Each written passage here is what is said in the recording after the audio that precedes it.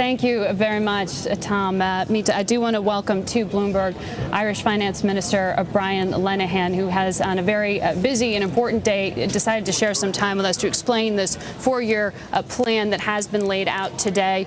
Minister, 20% cuts here, taxes being raised, wages, welfare, a lot of haircuts being taken here. Why is it that you do think that Irish bond yields and the marketplace are still showing distress?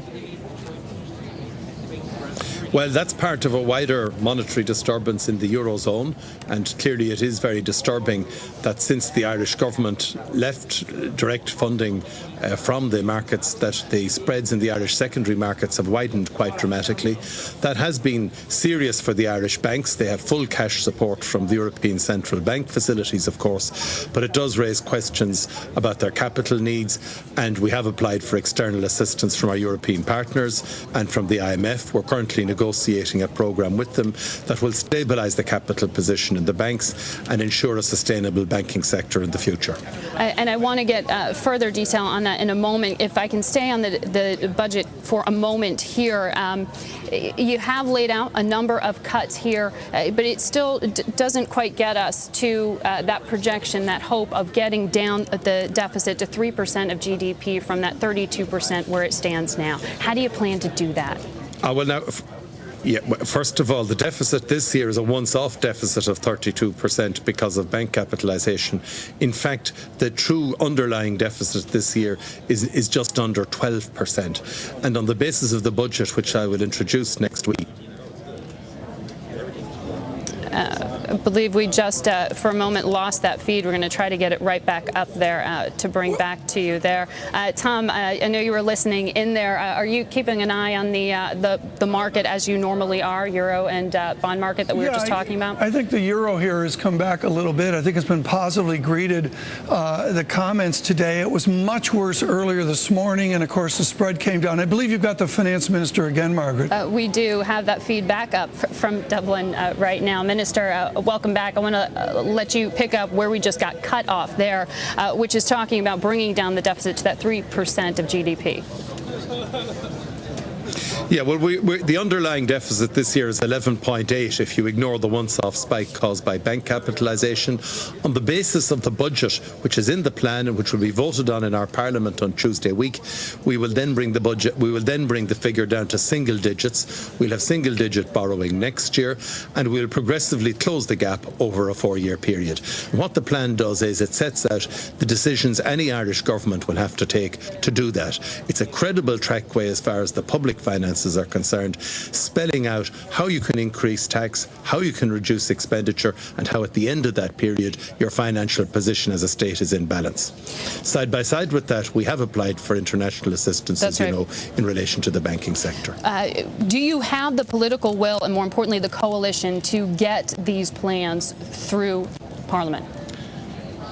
Yes, absolutely. The government's majority is firm. Both parties in government are committed to enacting this budget.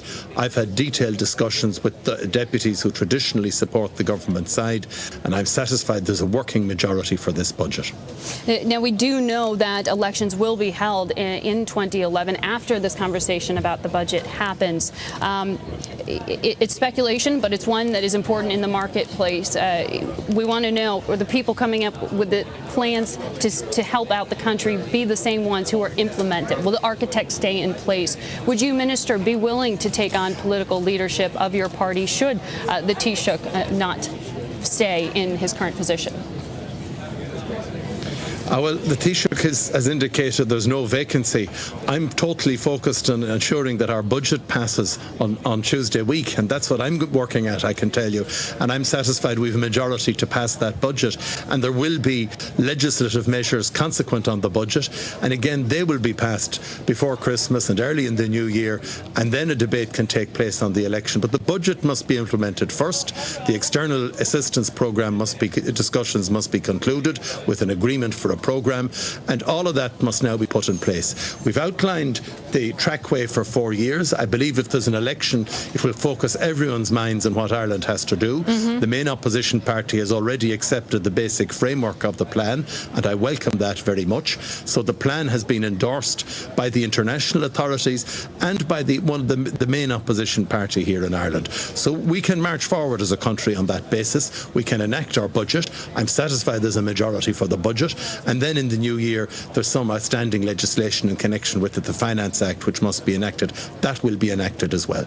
Well, when it comes to the banks, have the flight of deposits that we heard about from Allied Irish and others just last week, has that slowed at all in the past 2 weeks? Well, there wasn't a sudden flight of deposit in the Irish banks. There's been a very gradual reduction of deposits over time, and that's been the difficulty, that the funding base has eroded over time. But of course, the European Central Bank provides full cash support for the Irish banks, so there's no danger of any actual instability in the system. But it's very important that measures are taken to restore the credibility of the banking sector, and that's going to mean more capital, more asset disposal, and intensification of the approaches the government already took in this area.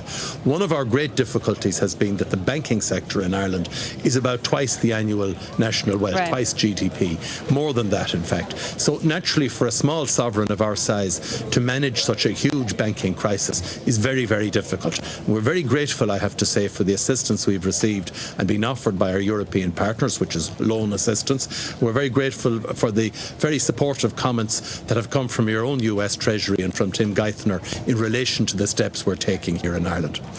European Commission officials told Bloomberg, and Taoiseach confirmed that the projection of about $85 billion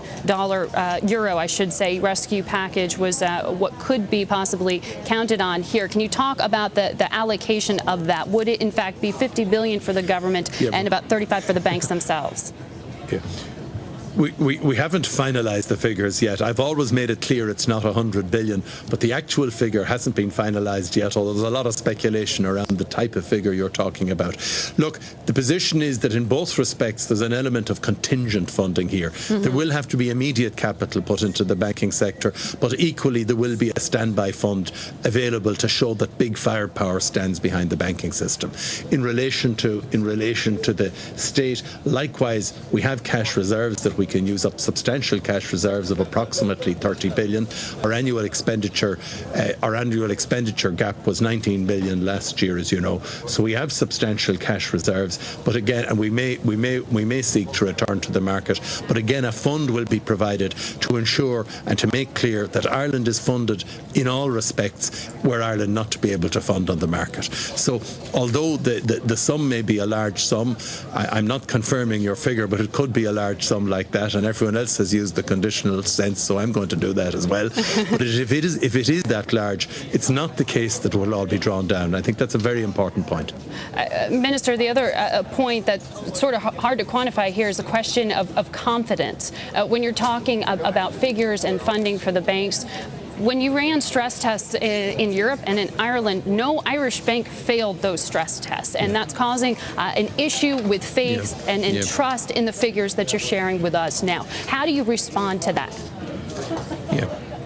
Well, in fact, the Irish stress tests were more rigorous than the European stress tests. We've a new governor of the central bank and a new regulator who are both highly respected individuals with very wide experience in this area. But the IMF are in town as well. As you were just saying, more capital will be needed for those banks.